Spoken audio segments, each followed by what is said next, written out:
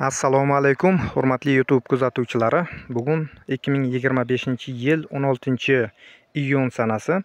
Videomizning asosiy mavzusi pomidorlarda gul nega to'kiladi? Nima sabablarga ko'ra va uning oldini olish choralari haqida.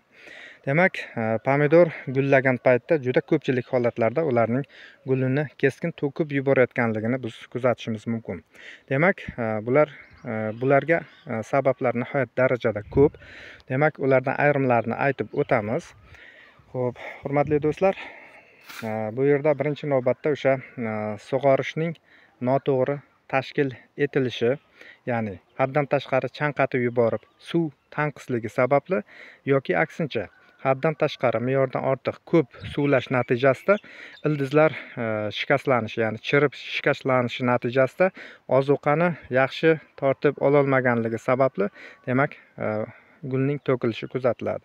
Bundan tashqari havoning yaxshi aylanmasligi, havo haroratining isib, demak 35-40 darajaga yetganda ham bunday holat kuzatiladi.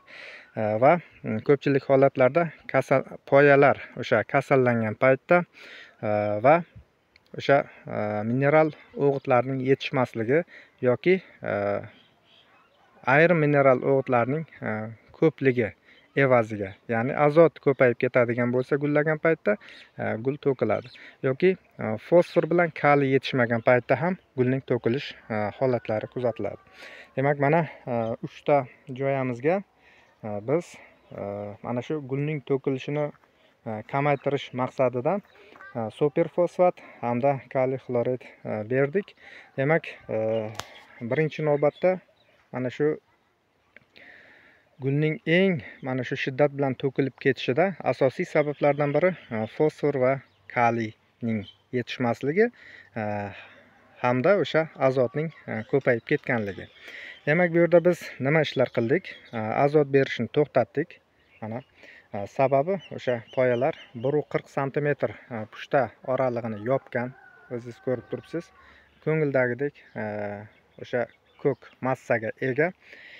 Xo'p, agarda o'sha azot berib suvlaganimizda edi, bu yerda o'sha o'simlik bor kuchini bitta yo'nalishga qaratadi. Ya'ni o'sha gulni hamda mevaga ketadigan kuchni to'xtatib, ya'ni gulni to'kib yuborib, bor kuchni demak poyaning rivojlanishi, o'sishi, barglarning kattalashishi uchun sarflaydi.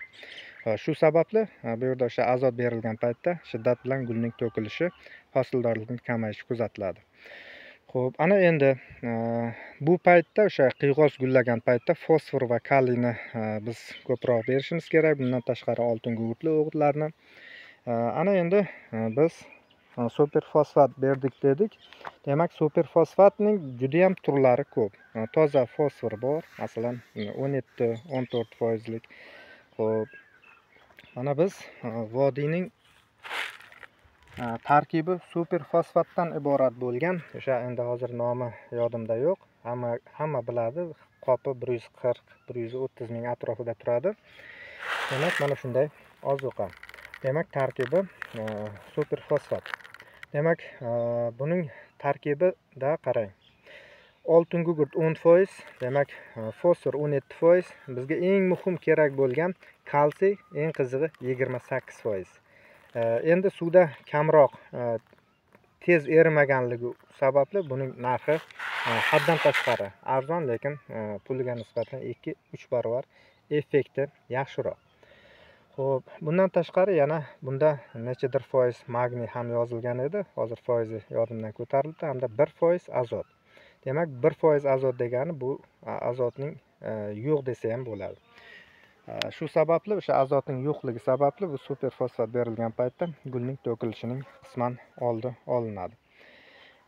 Fosforning asosiy funksiyalaridan biri bu o'sha ildizni rivojlantirish bilan birga, demak, gulning katta bo'lib hamda gul bandlarining ana shunday qalin bo'lib rivojlanishini ta'minlaydi. Agarda o'sha misol uchun qarang, pomidorning bo'g'inida fioletoviy svet paydo bo'lgan bo'lsa, demak bu yerda fosforning yetishmovchiligi kuzatiladi. Bundan tashqari o'sha gullarning misol uchun juda kichik, mana bunday nimjon bo'lib, demak rivojlanayotganini ko'rsak, bunda ham fosforning yetishmasligi sabab bo'ladi. Xo'p, demak fosfor berilgan paytda ildizlarning rivojlanishi mustahkam hamda tez, gullarning katta bo'lib rivojlanishi ta'minlanar ekan. Ana endi kaliy ham berdik. Bu yerda o'sha kaliy xloridni aslida u juda bir eskirgan o'g'it hisoblanadi. Bu yerda o'zi asli mumkin emas. Uning o'rniga o'sha NPKlardan tarkibida azot bo'lmagan yoki azotning foizi haddan tashqari kam bo'lgan NPKlardan foydalanishimiz kerak edi, lekin bu narxi juda ham arzon hamda kaliyning foizi 55-60% oralig'ida bo'lganligi sababli majbur o'sha tuproqni kaliyga boyitish uchun qisman berdik. Agar ko'p bersa, bular o'sha o'simlikni kuydirib yuboradi, ildizlarni yoqib yuborishi mumkin. Shu sababli juda ham ehtiyotkorlik bilan kaliy xloridni berish kerak bo'ladi, juda ham kam miqdorda. Misol uchun bizning egatimiz 50-60 metr atrofida, shunga yarim kilodan 1 kilo atrofida biz kaliy xlor berdik ikki tomonlamaga. Endi kaliyning funksiyalarini aytib o'tamiz. Bular agar o'sha ko'chatlik paytidan beriladigan bo'lsa, o'sha fosfor bilan kaliy, demak bu yerda kaliyning funksiyasi birinchi navbatda o'sha poyani qalinlashtiradi hamda o'sishini tezlashtiradi, ya'ni stimulyator vazifasini bajaradi. Xo'p, endi gullash paytida kaliy beradigan bo'lsak, kaliy mana bu barglar devorini mustahkamlaydi.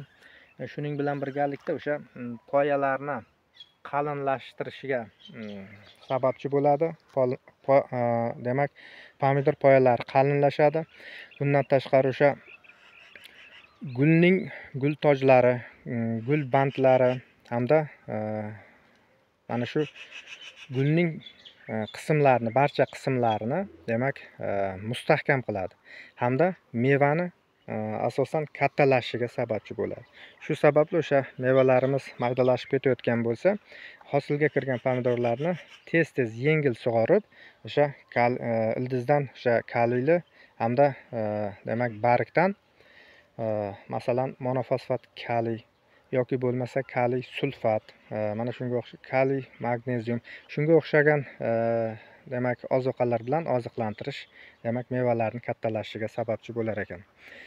Xo'p, hurmatli do'stlar, biz mana shu gulning to'kilishiga o'sha oziq moddalarning yetishmasligi yoki ayrim moddalarning ko'payib ketganligi haqida, o'sha gullarning shu sababga ko'ra to'kilishi haqida sizlarga qisqacha ma'lumot berdik. Endi biz bularni barigidan yanada hosildorlikni oshirish uchun bu yerda tarkibda temirning foizi yuqori bo'lgan demak kompleks ozuqalarni sepamiz yoki bo'lmasa mana kilosi 60 ming, 70 ming atrofida bo'lgan aynan barg uchun mo'ljallangan aqlli NPKlar bor.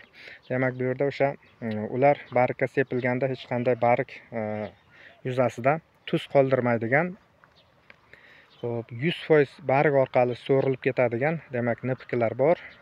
Demak o'sha NPKlar bilan oziqlantiramiz yoki bo'lmasa o'sha bargdan yanada qo'shimcha tezroq o'sha kaliy va fosforni tortib olib yaxshi rivojlanishi uchun gullarni tezlik bilan to'kilishini to'xtatish maqsadida, demak hammasini ham to'xtatib bo'lmaydi. Biz qisman shu 30-40% atrofida endi ochiq dalada to'xtatishga sababchi bo'lamiz. Mana shu buning natijasida ham masalan 30-40% ni biz to'kilishini oldini olib qolsak ham kamida 50-60 ta pomidor ko'sagini biz kattalashtirishimiz mumkin ekan. Bu ham juda ham yuqori hosil degani, ya'ni 5 kilo, 6 kilo atrofida demak hosil yetishtiramiz degani. Xo'p, demak bugungi qisqacha mana shu videomizning mavzusi ana shulardan iborat edi. Demak, bu yerda yana bir narsa esdan chiqib ketibdi. O'sha gulning katta bo'lishini ta'minlovchi vositalardan biri, ya'ni tuproq tarkibidagi kalsiyni so'rilishini ta'minlab beruvchi bor degan element bor, ya'ni borni kislotani ham berishni bargdan unutmasligimiz kerak bo'ladi. Xo'p, o'sha bargdan kompleks ozuqalar masalan tarkibida aytib o'tdik yuqorida. Xo'p, marganiz, rux, mis, kalsiy, mana shunga o'xshagan mikroelementlar mavjud bo'lgan ozuqalardan biz bariqdan sepishimiz kerak. Ayniqsa o'sha borniy kislotani hech qachon esimizdan chiqarmasligimiz kerak. Bor yetishmasa, juda ko'pchilik dehqonlarimiz biladi, o'sha tuproqdan o'simlik kalsiyni so'rib o'zlashtira olmaydi. Xo'p, hurmatli do'stlar, bugungi mavzumiz qisqacha mana shunday fikrlardan iborat edi, ma'lumotlardan. Yanagi videolarda sizlar bilan uchrashguncha xayr, salomat bo'ling deb qolaman. Omon bo'lingizlar.